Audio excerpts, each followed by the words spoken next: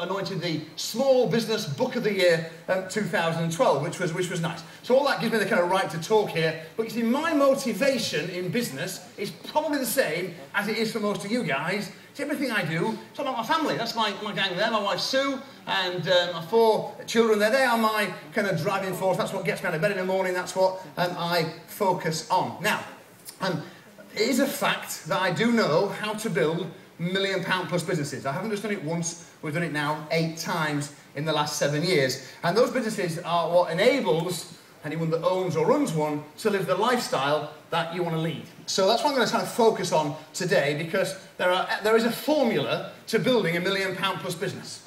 And I'm going to go through some of the elements of that formula today, which hopefully will be helpful to you, and it will mean that my goal for this talk is that everyone here that's got a business, certainly, will go away with at least a couple of nuggets that you can implement in your business, like tomorrow.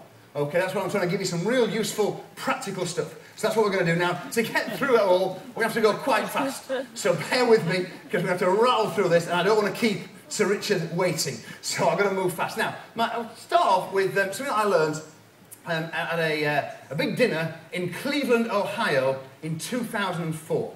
Because I'd been in business myself a couple of years at that point, and I was over in America at a conference, and I found out that Donald Trump was speaking at this dinner. So I managed to get myself a ticket, and there's about 300 people in the room, and Donald Trump gave a speech. I can't remember a word of the speech. I have no idea what he said in the speech. But at the end of his talk, he opened it up for Q&A. Now, have we got any Americans in the audience today? Any quick show of hands, any Americans in the... Okay, great. I'm a big fan of Americans, so you're in kind of safe hands here. But what you will know is that Americans are much less inhibited than us Brits. So when Donald Trump asked for questions from the floor, it was like being back in primary school. Oh, me, pick me. And he picked out a guy on a table just next to me, and he said, "Yes, sir, what's your question?" And this guy says, "Donald, you are," I said, Mr. Trump, "you are an incredibly successful business person. To what do you attribute your success?" Which, if you think about it, it's quite an intelligent question for an American, yeah?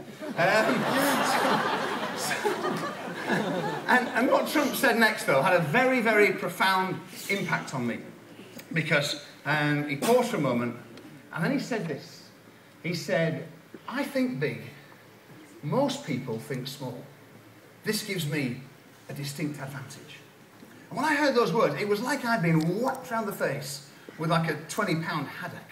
And at that point, we just conceived what was like my second business. And we had fairly traditional British plans for it. And we might pilot it for 6 months and then perhaps start to roll it out a little bit. And hearing Donald Trump speak made me just think of it differently. And I thought, you know what?